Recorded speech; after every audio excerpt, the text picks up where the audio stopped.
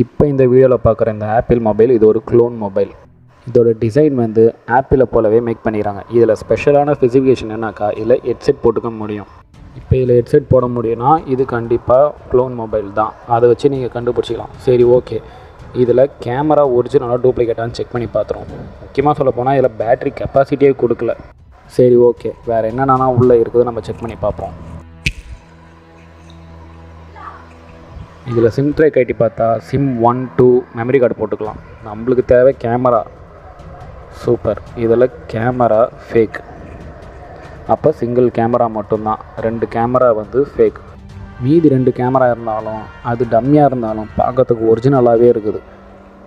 Okay, camera எடுத்து வச்சுட்டு mother போர்டை பார்ப்போம். மதர் போர்டை பார்த்தா சைனா மதர் போர்டு. இது நம்மக்கிட்ட வந்தது பவர் ஆஃபில். ஆன் பண்ணி செக் பண்ண சொல்லி வந்திருக்குது.